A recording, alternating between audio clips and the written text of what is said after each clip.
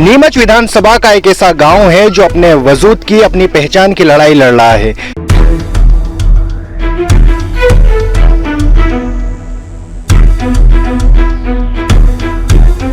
चुनाव आए, नेताओं ने वादे करे और चुनाव खत्म, नेता अपने घरों की तरफ, लेकिन गांव की समस्या जस की तस है।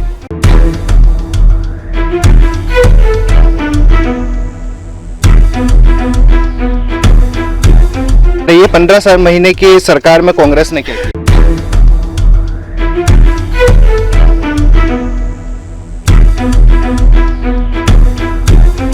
अगर हमें उम्मीद करें 1 साल की सरकार में हम सब कुछ ठीक कर दे, संभव नहीं था।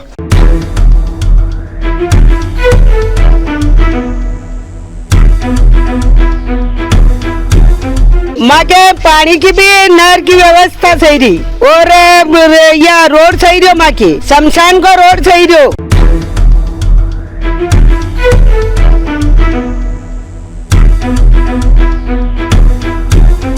फिर भी ट्रांसफर आने में बड़े बड़े नेता का हमने जोर लगाया, फिर भी किसी ने कोई मदद नहीं की। गांव में से पैसा इकट्ठा किया हम लोगों ने, 500 रुपए किसी ने 200 रुपए, किसी ऐसे करके गांव का ट्रांसफर लाए।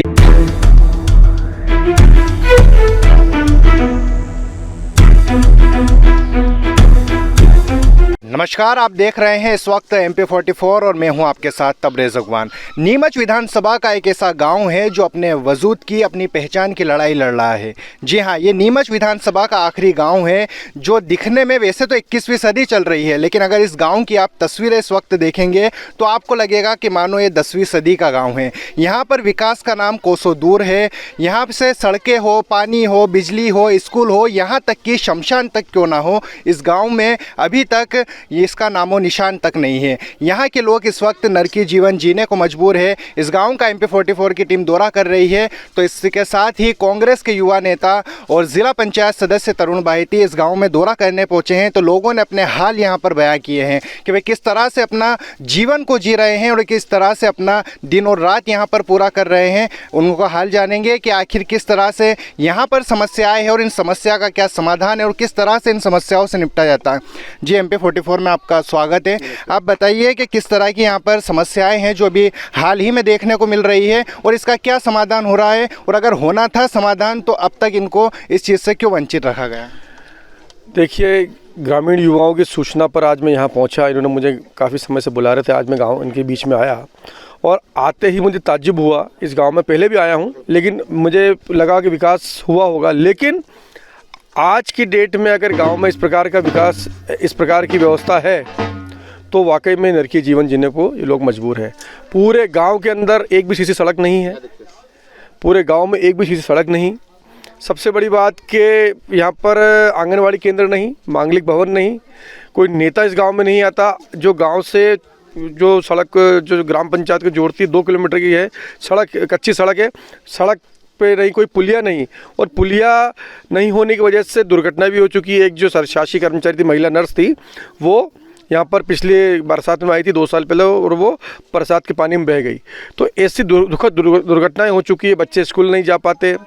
इस गांव में ऐसी कोई एक शासन के नाम भी कोई सुविधा है ही नहीं कि यहाँ पर कोई लोगों को सुविधा मिल सके। और सबसे बड़ी बात कि ये गाँव हक रखता है राजस्व में आने का। इस गांव को अभी तक राजस्व में आने से वंचित किया गया, ये बड़ी दुखद बात है। हमारे जो नेता हैं, ये गए नेताओं के पास भी, जो जनप्रतिनिधि उनके पास गए, उन्होंने पहचानने से इनकार कर दिया। ये और शर्म की बात है, उनके लिए शर्म की बात है कि अगर वो ये वोट लेते हैं, 300 से ऊपर इस गाँव के मतदाता हैं, 500 से ऊपर जनसंख्या है, इस गाँव में आज तक नेताओं का, लोगों का आने का काम ही नहीं है। ये बड़ी बात है। और सबसे बड़ी बात, इसके लिए जो दोषी है इस गांव का विकास नहीं होने के दोषी यहाँ के भाजपा विधायक तो है ही, और बड़े दोषी जिला प्रशासन भी है। जिला प्रशासन विधायकों के हिसाब से शिविर तय करता है और जगह जगह हम वादे करते सुशासन चलाएंगे। ये कौन सा सुशासन है? गाँव के अंदर एक सड़क नहीं, एक यहाँ पर किसी पानी की व्यवस्था नहीं, राशन लेने के लिए 2 किलोमीटर दूर जाना पड़ता है, कुछ शमशान के रास्ते नहीं, कुछ नहीं। तो ये जो जिला प्रशासन को चाहिए, जो शिविर लगाए, जो वादे करते हैं झूठे के, हम शिविर में लोगों को समाधान करिए, ऐसे गांव में आके लगाए और अधिकारी ऐसे गांव में आए तो देखिए गांव में क्या व्यवस्था फैली हुई है। मेरा यही निवेदन है सभी जो नेता लोग हैं उनसे, मैं यही कहना चाहता हूं इस चीज़ को लेकर कि कम से कम इस गांव को सूद ले और इस गांव को राजस्व गांव में घोषित करा है। गांव के अंदर आंगनवाड़ी केंद्र हो, गांव के अंदर नियमित रूप से चिकित्सक आए, यहाँ पर मांगलिक भवन हो, यहाँ पर रोड बने, और भी गाँव के युवा जो हैं वो उन्होंने अच्छी BBA पढ़ाई करने की, लेकिन मजदूरी करने को मजबूर है। ये बड़ी दुखद बात है कि गांव ये समस्या तो नहीं, इसे विडंबना कहा जाएगा कि बड़े बड़े जब मंच लगाए जाते हैं तो कहा जाता है कि गांव को स्मार्ट बनाया जाएगा, डिजिटल बनाया जाएगा। अब देखा जा रहा है कि ना शौचालय की सुविधा है, ना प्रधानमंत्री आवास की सुविधा है, ना किसी तरह की मतलब सुविधाओं के नाम पर यहाँ पर कुछ भी नहीं है। उसके बावजूद गाँव के इस तरह के हालात है, तो ये कैसा स्मार्ट वर्क है और कैसा डिजिटल इंडिया है? यही तो झूठ हम दिखाना चाहते हैं आपके माध्यम से, जो सरकार के झूठ है, जो यहाँ के नेताओं के झूठ है कि स्वच्छता अभियान चलाएंगे। आज गांव में नालियाँ तक नहीं है, रोड नहीं है, शौचालय नहीं है, तो काहे का स्वच्छता अभियान? किस बात की वो वाहवाही लेना चाहते हैं? वो कि हम तो अपनी खुद की पीठ थपथपाते हैं, जनता नहीं पीठ थपथपा रही, खुद की पीठ थपथपा रहे हैं कि हम विकास कर रहे हैं। आज इस गाँव के अंदर चाहूँ और कच्ची बस्तियाँ सब, और कई लोग कबीलों को मकान है, कच्चे मकान हैं, कीचड़ पूरे गाँव में फैला हुआ है, चलने को रास्ता नहीं है। अभी इस वर्तमान में अगर जो ये बारिश की सीज़न नहीं है, अगर इसमें अभी ये दशा है, तो सोचो बारिश के सीज़न में इस गांव में क्या दशा होती होगी। आपकी कांग्रेस की भी 15 महीने की सरकार मध्य प्रदेश के अंदर रही है। ग्रामीणों के लिए क्या प्रोजेक्ट उनके पास था और किस तरह की बातें सामने आ रही है? 15 महीने की सरकार में कांग्रेस ने क्या किया? देखिए, 15 साल की सरकार थी भाजपा की। अगर हम ये उम्मीद करें 1 साल की सरकार में हम सब कुछ ठीक कर दे, वो संभव नहीं था। आने वाले समय में कांग्रेस सरकार पुनः बनेगी तो निश्चित है कि हम इस गांव का ऐसे जो गांव है और विधानसभा के अंदर, जिले के अंदर, उन सबके ऊपर ध्यान लगाएंगे। और सबसे बड़ी बात की बात अभी इतनी सी ये है कि अभी वर्तमान समस्या का समाधान हम कैसे कर सकते हैं। मैं सभी ग्रामीणों से निवेदन किया, सब लोग आएंगे हमारे साथ, और हम लोग जिला प्रशासन से मांग करेंगे इस गाँव को सर्वप्रथम राजस्व ग्राम में घोषित किया जाए और गाँव में सुविधाएँ प्रदान की जाए, जिससे गाँव के कुछ तो विकास शुरुआत हो कहीं से। ये गाँव अभी अपने वजूद की लड़ाई लड़ रहा है, पहचान की लड़ाई लड़ रहा है। ऐसे ही नीमच की पूरी विधानसभा में कई ऐसे शहरी क्षेत्र की भी हम बात करें तो वैध अवैध कॉलोनी के नाम पर उनको बांट रखा है, इस गांव को राजस्व के नाम पर बांट रखा है। तो इनका जो वोट है वो तो वैध रहता है, वो तो मान्य रहता है, लेकिन जब विकास की बात आती है तो इस तरह के मामले अधिकारी और नेता उनको उलझाते हैं। तो इस बारे में आपकी क्या राय है, क्या प्रतिक्रिया? देखिए, नेता आते जरूर हैं इनके पास। इन्होंने मुझे बताया कि आपने पूछा विधायक कब आया था, तो विधायक बोले विधानसभा चुनाव में आया था और अभी सरपंच ने वोट मांगना है, उसके पहले और बाद में विधायक कभी नहीं आया। सिर्फ वोट मांगने इस गाँव में आते हैं, सिर्फ वोटर खाली सिर्फ है ना, सिर्फ वोट मांगने आते हैं। ये वो उनको जो जनप्रतिनिधि बने उनको सोचना चाहिए, उनकी जवाबदारी है कि अगर वो जिनके वोटों से जीते हैं, जिनके वोट लिए हैं, चाहे गांव से हारे या जीते कुछ भी हुआ हो, कम से कम उस गांव की जाके सूद तो ले। वो आना ही नहीं चाहते गांव के अंदर, पहचाने से इंकार कर देते हैं। अभी इन्होंने बताया कि विधायक निधि की 2 लाख की मंदिर की घोषणा करी, आज तक देने का पता नहीं है, मना कर दिया, अभी लोग गए थे। तो सबसे बड़ी बात यह है कि इस गांव को अब विकास की आवश्यकता है और हम लोग मिलकर, आपस में युवाओं के साथ मिलकर मैं इनकी लड़ाई लड़ूंगा। इस गांव को सर्वप्रथम राजस्व ग्राम में घोषित कराएंगे, साथ ही गांव में जो मूलभूत सुविधा है वो हम दिलाने की लड़ाई पूरी ताकत के साथ लड़ेंगे। ये था हमारे साथ युवा कांग्रेस नेता जिन्होंने इस गाँव की जिम्मेदारी अपने कंधों पर ली है और इस गाँव की तस्वीर बदलने का जिम्मा लिया है। अब देखते हैं कि इस गाँव में किस तरह का बदलाव देखा जाता है। चुनाव आए, नेताओं ने वादे करे और चुनाव खत्म, नेता अपने घरों की तरफ। लेकिन गांव की समस्या जस की तस है। आज़ादी को 70 साल से ऊपर हो गए हैं, लेकिन आज भी गांव सिमखेड़ा में ना सड़क है, ना सुविधाओं की हम बात करें तो सुविधाओं से पूरा गांव वंचित है।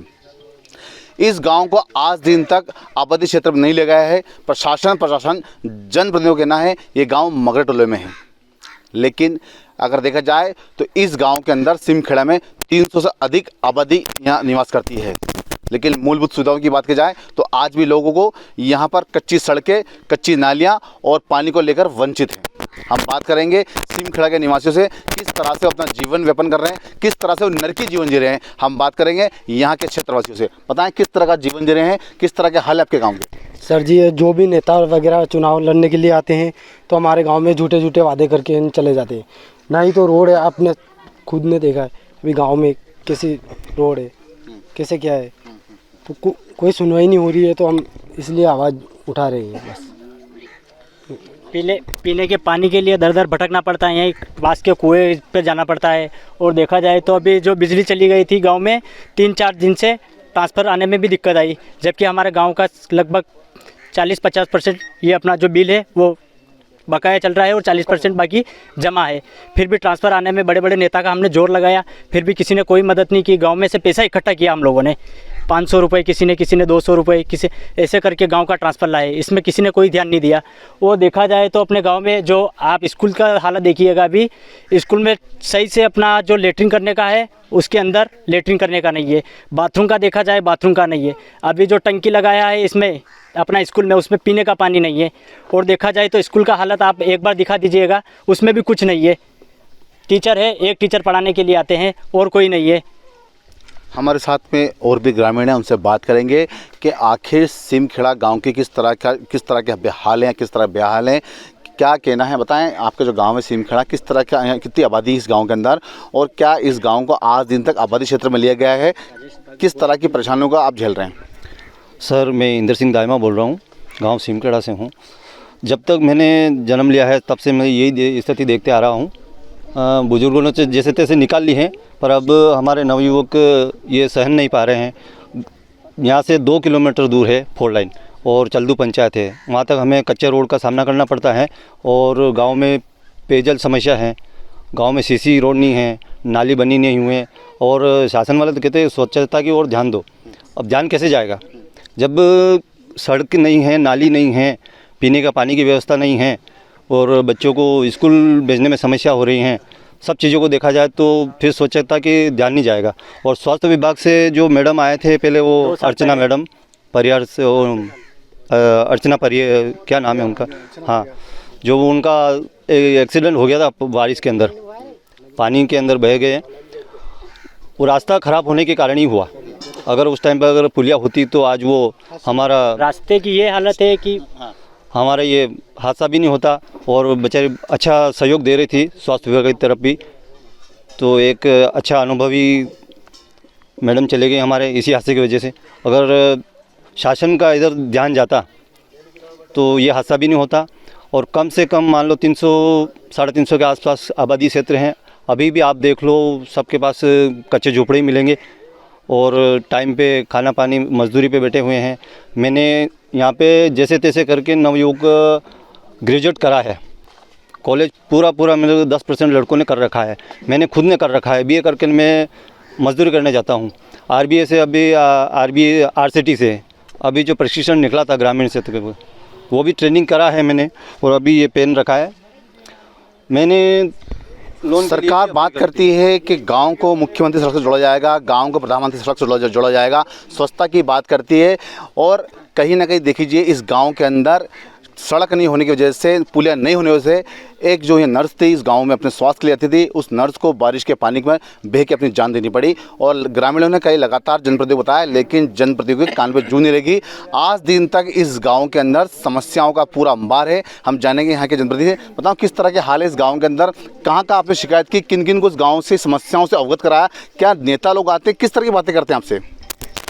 चुनाव के समय सभी नेता आते हैं, विधायक सांसद वादे करके चले जाते हैं, लेकिन इस गांव में कोई विकास नहीं हुआ। आज़ादी के बाद अभी तक केवल वादे करके गए, वादे करने के बाद कोई विकास नहीं हुआ।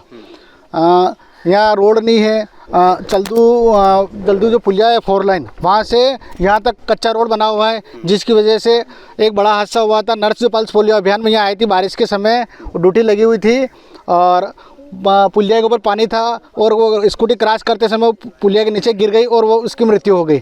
हम गाँव ग्रामीण जनों को साथ में लेके मैं ज्ञापन देने खुद गया था और हमने ज्ञापन दिया था और ज्ञापन दिया। अभी तक उस गांव में ज्ञापन देने के बाद भी अभी तक उस समय वादे किया था, विधायक महोदय को बताया था और जनप्रतिनिधि को बताया था, यहाँ के जो जनप्रतिनिधि है उनको बताया था, लेकिन अभी तक रोड का कोई नहीं। बस ये बहानाबाजी करते हैं कि मदरा टोले में गांव में जनसंख्या, जबकि 600 के आसपास यहाँ की जनसंख्या है, मतलब 300 के आसपास वोटर हैं, कुल मिला के 600 के आसपास जनसंख्या। और ये 2011 की जनगणना को बताते हैं कि उस हिसाब से, आज की लेटेस्ट जनसंख्या के हिसाब से गिने तो पूरी जनसंख्या है। और इस गांव को राजस्व गांव घोषित किया जाए और इस गांव में जो मूलभूत आवश्यकताओं से जो दूर है कोसों विकास है, वो विकास किया जाए। और मेरा मीडिया के माध्यम से यही अनुरोध है कि आप इस गांव की जो भी समस्या है उसको ऊपर उठाएं। और आप ही एक माध्यम है, सरकार तो सुन नहीं रही। 20 साल से बीजेपी की सरकार है, 20 साल के आसपास हो गए, कोई मतलब वोट ले लेते हैं। 75% के आसपास इन लोगों ने वोट दिए, यहाँ विधायक महोदय को जिताया, लेकिन कोई विकास नहीं हुआ अभी तक। नरकी जीवन जी रहे गाँव के, बिल्कुल नरकी जीवन जी रहे हैं, कोई विकास नहीं है, कोई मतलब सभी लोग यहाँ मजदूरी दिहाड़ी काम करते हैं, बेचारे गरीब लोग हैं और इनका विकास होना चाहिए। मेरा तो ये आशा है आप लोगों से कि आप आवाज़ उठाएंगे। में सिमखेड़ा की कुछ महिलाएं भी हैं, उनसे बात करेंगे किस तरह की समस्याओं से वो जूझ रहे हैं, किस तरह का नरकीय जीवन जी रहे हैं, जानेंगे सिमखेड़ा की महिला से। बताओ किस तरह की दिक्कत है आपको गांव के अंदर? सब हमारे तो पानी भी नहीं है गांव में, और औरतों बेचारा कहाँ लाती पानी, और ने रोड भी नहीं है, सब चल जाती सामान लेने के लिए, चल भी पानी वन बोन भी नहीं है हमारे, तो कुछ नहीं, भाई क्या करे, बाप रे औरतें कहाँ जाती, शमशान घाट भी नहीं है सब हमारे, तो वो गेला भी नहीं है, और पानी नारियाँ वारियाँ, बारिश में तो पानी बहुत पड़ता है, और छोरछोरी भी बाल घर पड़ने के लिए मुकलता ही नहीं, कहाँ जाता है, गिर जाए, तो इसीलिए अब क्या करें हम, अपना गरीब लोग रह गया, मजदूरी करे तो पानी नदियाँ आई रही, कहाँ जाती, रहने का घर का झुपड़ा ही नहीं मिलता है लोगों को। बेटा किस तरह की परेशानी आपको बताओ? नाली नहीं है हमारे गांव में, पानी पीने का स्कूल भी नहीं है, आंगनवाड़ी कुछ भी नहीं है, शमशान घाट का रोड नहीं है, गांव में रोड नहीं है, पढ़ने के लिए जाती है तो बारिश आती है। स्कूल कहाँ जाते हो पढ़ने के लिए आप फिर? स्कूल कहाँ जाते हो? घर पे रहते हैं, बारिश होती तब। स्कूल कितनी दूर है आपसे यहाँ से? चल 2 किलोमीटर रास्ते रास्ते, कच्चा रास्ता, रोड भी नहीं है हमारे गाँव में। तो ये थे सिमखेड़ा के निवासी, जिनका साफ कहना था कि लगातार आज़ादी के कई साल हो गए, चुनाव कई बार आए, नेता लोग आते हैं, वादे करते हैं, लेकिन मूलभूत सुविधाओं की बात करें तो आज भी ग्रामीण लोग वंचित है। ना यहाँ पर सड़कें हैं, ना यहाँ पानी की सुविधा है, और ये पूरे जो गांव की हम बात करें तो पूरे गांव को जनसंख्या से भी बाहर कर रखा है, मगर डोलों में गिना जाता है, और इसको आबादी क्षेत्र में भी इस गाँव को घोषित नहीं कर रखा है, जिसके चलते गाँव के लोगों को सुविधाओं नहीं मिलती है। प्रधानमंत्री आवास योजना की बात करें तो वहाँ वो प्रधानमंत्री आवास योजना का लाभ भी यहाँ के ग्रामीणों को नहीं मिला है। लगातार ग्रामीणों कई बार प्रशासन, जनप्रतिनिधि, स्थानीय जनता को अपना आवेदन और निवेदन किया, लेकिन गांव वासियों की समस्या तस की तस है। देखते रहिए MP44 न्यूज़।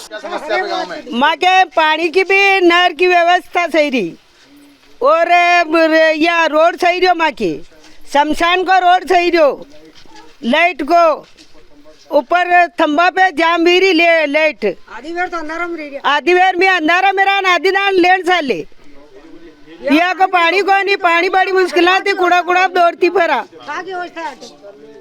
शमशान में खाटली लेके जाता है तो वह रास्ते में पड़ जाता है। क्या गांव में किस तरह का हाल है? गांव में हाल का ही है, ये गांव में ऐसे ही हाल है, सीसी रोड नहीं है हमारे गांव में। नरकी जीवन जी रहे हो? हाँ, नालियाँ नहीं है।